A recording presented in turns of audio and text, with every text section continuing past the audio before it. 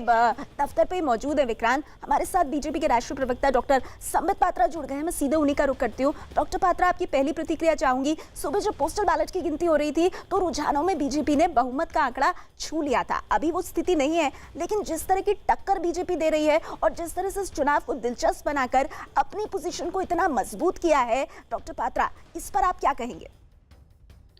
देखिए नेहा जी, आपको समझना होगा, जहां तक तेलंगाना का सवाल है, तेलंगाना वो राज्य है, आज से कुछ वर्षों पहले तेलंगाना में भारतीय जनता पार्टी का कोई अस्तित्व नहीं था। आप याद करिए, केवल हमारा एक ही वहां विधायक हुआ करते थे, राजा जी। आज हमारा जो दुब्बक का उपचुनाव हुआ, बिहार के चुनाव के साथ आपको याद होगा 12 राज्यों में उपचुनाव हुए थे। दुब्बक नामक एक कॉन्स्टिट्यूएंसी, जो कि वहां के मुख्यमंत्री केसीआर जी का गृह क्षेत्र माना जाता है, बहुत उनके परिवार का सीट माना जाता है, उस सीट में जीत दर्ज करा करके हमने जिस प्रकार अपना खाता तेलंगाना में अभी वर्तमान में खोला है, ये अपने आप में एक बहुत बड़ी जीत है। उसके बाद ग्रेटर हैदराबाद म्युनिसिपल कॉर्पोरेशन के चुनाव में पहले हमारे पास केवल 4 सीटें थी।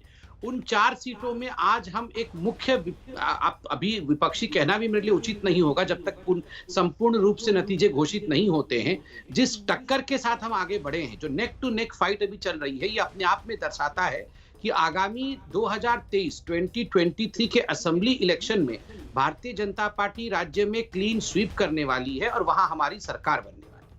जी अच्छा, लेकिन एक बात बताइए मुझे संबित, क्योंकि आपको भी पता होगा कि असदुद्दीन ओवैसी ने कहा था जिस वक्त चुनाव प्रचार चल रहा था और बीजेपी के शीर्ष नेता पूरी मेहनत कर रहे थे तेलंगाना में जाकर के, हैदराबाद में, तो असदुद्दीन ओवैसी ने कहा था कि ऐसा लग रहा है कि हम पीएम के चुनाव के लिए यहाँ पर काम कर रहे हैं। एक तरह से उन्होंने तंज कसा था। आज हम देख रहे हैं कि ऑल इंडिया MIM जो है, फिलहाल अभी तक जितने रुझान आए हैं उसमें एक डिस्टेंट थर्ड पार्टी चल रही है।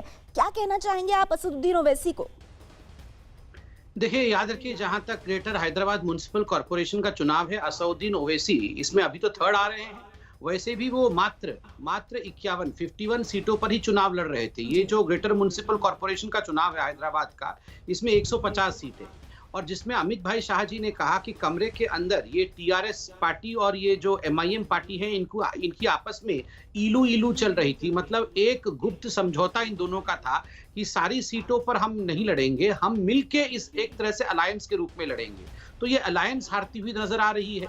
अब सबसे बड़ा मुद्दा है, क्योंकि ये जो मेयर सिलेक्शन का विषय होता है, ये एक इलेक्टोरल कॉलेज के माध्यम से होता है, अर्थात MP भी, MLA भी, ये सारे लोग इसमें वोट डालते हैं। केवल ये कॉर्पोरेटर जो चुने जा रहे हैं यही वोट नहीं डालते हैं। तो पहले तो ये कहते थे कि हमारा कोई गठबंधन नहीं है TRS और MIM के बीच में। अब मेयर सिलेक्शन में देखना है कि ये जो इलू कमरे के अंदर चल रहा था, ये बाहर निकाह में परिवर्तित तो होता है या ये तलाक के रूप में बना रहेगा। अब ये देखने वाला जो बात आप कह रहे हैं ना, मैं ज्यादा इधर उधर नहीं करूंगी। ऑल इंडिया MIM से आदिल हसन हमारे साथ है। आदिल, आप संबित पात्रा को सुन रहे हैं, सीधे मैं चाहूंगी कि उनकी बात का आप जवाब दें। असल बात, संबित पात्रा जी को जानकारी की थोड़ी अभाव है। 5 विधानसभा इन्होंने 2018 में इनके पास MLA था, 1 पर आ गए। लोकसभा में 4 MP है, और इनके अमित भाई शाह जो अभी मेयर बनाने जा रहे थे। अब संबित पात्रा अभी जान गए कि वो चुनाव हार रहे हैं, और उसका जिस तरह से इन्होंने इलू किया था लोजपा से, लोक जनशक्ति पार्टी से, बिहार से, अब देखना है कि उसके साथ हलाला करेंगे कि निकाह करेंगे संबित पात्रा, या अमित शाह निकाह करेंगे कि कौन साहब निकाह करेगा। अभी इलू का खेल इन्होंने बोल रहा था। इसी तरह भी बिहार की जनता देखेगी। लेकिन एक मिनट, आदिल हसन, ठीक है आदिल हसन, आप बीजेपी का पोस्टमार्टम कर रहे हैं, आपका अधिकार भी है, क्योंकि बीजेपी और आपकी पार्टी दोनों अलग अलग पार्टियां। आप इसी सवाल है मेरा सर। लेकिन एक बात बताइए, ऑल इंडिया MIM के अब तक की परफॉर्मेंस के बारे में आप क्या कहेंगे आदिल हसन?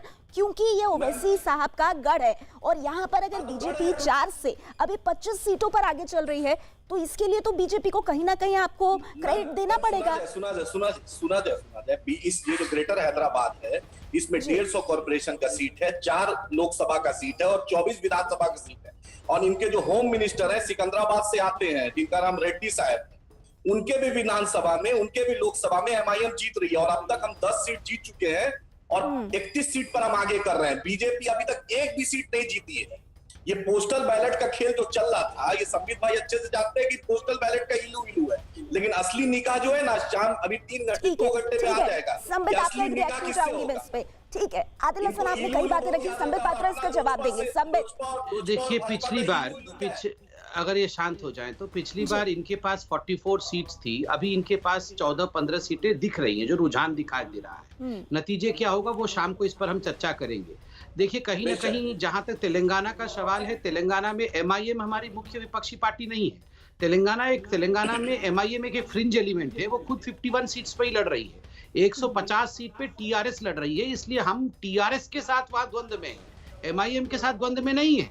एमआईएम अभी 2 सांसदों वाली पार्टी है, ठीक है, वो आगे क्या होता है वो आगे देखा जाएगा, मगर अभी टीआरएस को किस प्रकार टक्कर देना है, और जिस टीआरएस को लगता था कि परिवार और दोस्त की ही पार्टी है। आप याद करिए हैदराबाद में एक बहुत बड़ा नारा 2019 के लोकसभा के चुनाव में टीआरएस पार्टी ने दिया था, और वो नारा था कारू सारू पदहारू। कारू मतलब कार हमारा सिंबल है, सारू मतलब सर जो है वो केसीआर है, और पदियारू मतलब 17 सीटों में से हम केवल 16 सीट पे लड़ेंगे, और जो 17वां सीट है वो हम अपने यार अर्थात अपने दोस्त असउद्दीन ओवैसी के लिए छोड़ देंगे, उन्हें हम गिफ्ट कर देंगे। आज ये जो अलायंस है कारू सारू क्या गलत बोल रहे हैं? आदिल हसन गलत क्या कह रहे हैं?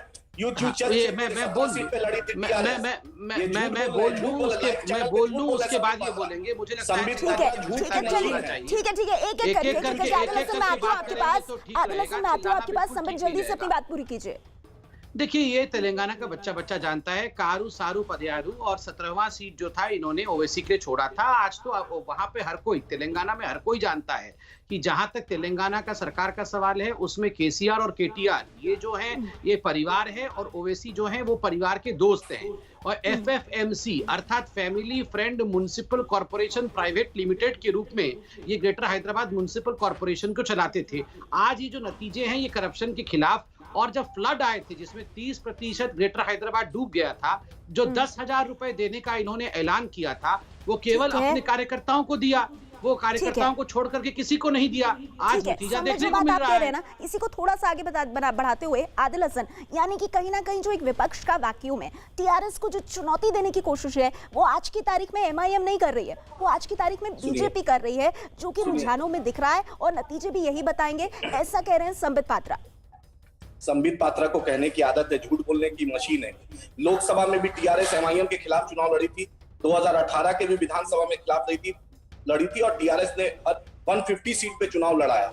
जानकारी का जैसे ये इलू लोजपा से खेले थे ना बिहार में, कि जेडीयू के खिलाफ लोजपा का कैंडिडेट रहेगा, बिहार में भाजपा के खिलाफ नहीं रहेगा, इनको उसी का भी नशा चढ़ा हुआ। इनको ये भाजपा पहले 5 सीट पे 1 सीट पे आ गई, और विधानसभा में भी कांग्रेस के 19 एमएलए थे, जो 19 घट के चले गए 14 एमएलए टीआरएस में, और बच गया 5। और अभी हम लोग पीएससी का चेयरमैन है या लीडर ऑपोजिशन का स्टेटस एमआईएम को मिला हुआ है। इनके पास 1 एमएलए गलती से 1200 वोट से ये दुब्बल का चुनाव जीत गए, तो ये दुग्गल साहब बन गए। ये सोच रहे हैं कि पूरा तेलंगाना जीत ले। तेलंगाना में तहजीब होता है, प्यार होता है, मोहब्बत होता है। इनके फ्लड में इनके एक भी एमएलए, एक भी कॉर्पोरेटर, ना इनके होम मिनिस्टर साहब जमीन पे दिखे थे। कर्नाटका में बाढ़ आया तो इन्होंने कर्नाटका को पैसा दिया, लेकिन तेलंगाना को उन्होंने 1 रुपया नहीं।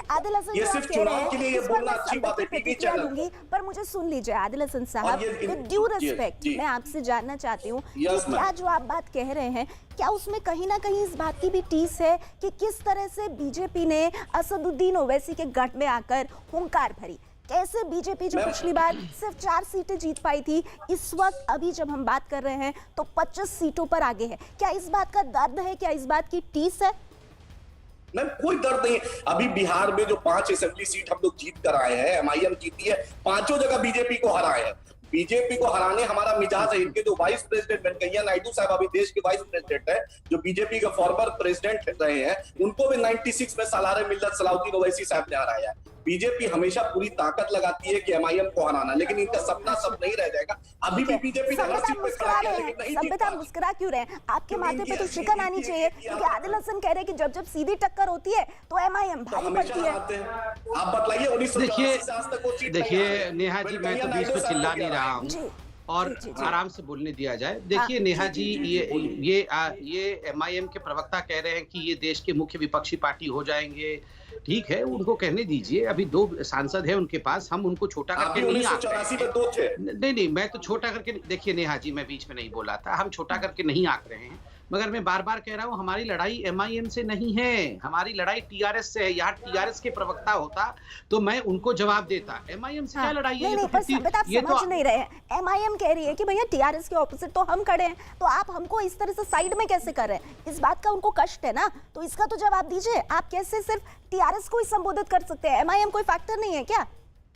अच्छा, अगर वो MIM के प्रवक्ता कह रहे हैं कि हम TRS के विपक्ष में खड़े थे और हाँ। बीजेपी नहीं खड़ी है, तो हार गए। मात्र 19 सीट मिल रही है। आप देखिए, अब 19 सीट क्या होती है? 41 सीट पे TRS चली गई है, इनको 19 सीट मिली है, तो फिर ये बुरी तरह से हार गए हैं। फिर तो ये ऑलरेडी साइडलाइंड हो चुके हैं। देखिए, आज TRS के खिलाफ आप खुद यहाँ पर देखिए, 30 सीटों पर हम हैं और 41 सीट पे ये हैं, तो स्वाभाविक रूप से टक्कर अगर कोई दे रहा है TRS को, तो वो हम दे रहे हैं। MIM टक्कर नहीं दे रही। जो आप कह रहे हैं, आपकी बात पर आदिल साहब मैं आपका रिएक्शन लूंगी, लेकिन उससे पहले फिर भी चलेंगे बीजेपी दफ्तर। विक्रांत हमारे साथ मौजूद है। विक्रांत, सबसे पहले तो ये बताइए कि अभी जो काउंटिंग चल रही है उसको